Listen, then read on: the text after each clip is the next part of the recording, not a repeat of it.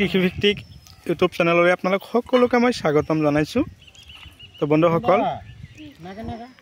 আজি আপোনালোকক মই দেখুৱাবৰ কাৰণে আহিছোঁ এইটোৱে, বৰ্তমান যিটো সময় আহিল অক্টোবৰ নৱেম্বৰ, এই দুটা মাহৰ ভিতৰত আমি নহৰু লগাই শেষ কৰিব লাগিব।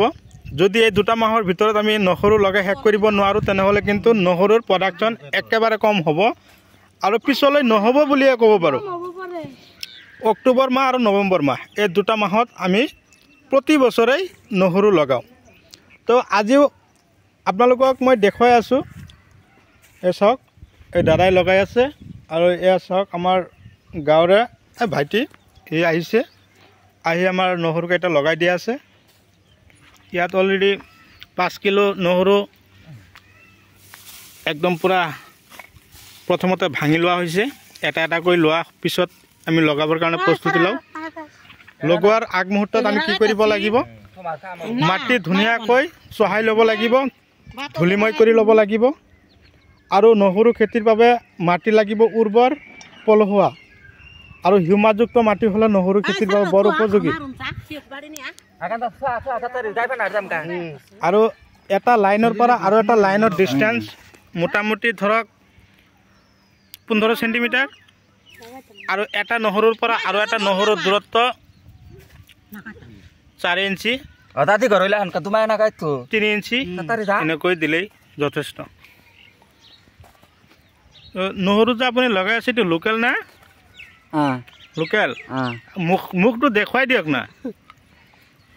হে, ক'ব নোৱাৰে নেকি আপুনি? লোকেল নহৰু।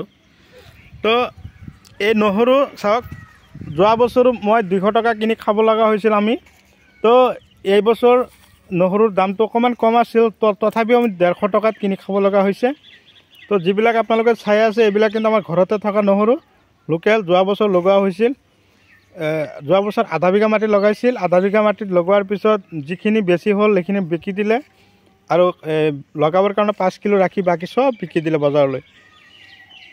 তো বন্ধুসকল, এই খেতি কৰিবৰ কাৰণে আমি কি লাগিব, শুকান গোবৰৰ প্ৰয়োজন হ'ব। শুকান গোবৰ আপোনালোকে এই নহৰু খেতিত প্ৰথমতে দিব, হাল মাৰিব, মৈয়াব, ধূলিময় কৰিব। তাৰপিছত আপোনালোকে এই নহৰু এটা এটাকৈ দি যাব। আৰু যেতিয়া গজালি মেলিব তেতিয়া আপোনালোকে কি কৰিব লাগিব, এই আমি যিবিলাক আৱৰ্জনা পুৰাৰ পিছত যিবিলাক ছাই হয় সেইবিলাক ছাই আমি নহৰু খেতিত দি দিব লাগিব। দিয়াৰ পিছত চাব আপোনালোকৰ নহৰুবিলাক বহুত ডাঙৰ হ'ব। আৰু এই নহৰু লগোৱাৰ পিছত আপোনালোকে কি কৰিব, ওপৰত আৱৰ্জনা দি থ'ব পাৰিব, মেটেকা দিব পাৰিব, খেৰ দিব পাৰিব। এইবিলাক যিমান দিব, আমাৰ তাৰমানে কি হ'ল, এইটো খাৰুপেটী এৰিয়া, কিন্তু এই নহৰুৰ কাৰণে বিখ্যাত হৈ আছে আমাৰ বৰপেটাত যে নহৰু খেতি কৰি আছে এখেতে কিন্তু বহুত উন্নতভাৱে নহৰু খেতি কৰে। আৰু এই বৰপেটা নহৰু যেতিয়া লগোৱাৰ পিছতে এখেতে ওপৰত আৱৰ্জনা দি ঢাকি ৰাখে, একদম পূৰা ইমান ডাঙৰ ডাঙৰ নহৰুবিলাক হয়। ভিডিঅ' চাই কেনে পালে কমেণ্ট কৰি জনাব, যিমান পাৰে মোৰ ভিডিঅ'টো শ্বেয়াৰ কৰিব। আৰু যদি আপোনালোকে মোৰ চেনেলৰ নতুন ভিউৱাৰ্ছ হিচাপে আছে তেনেহ'লে মোৰ চেনেলটো ছাবস্ক্ৰাইব কৰি দিব আৰু কাষত থকা বেল ঘণ্টিটো লাহেকৈ বজাই দিব।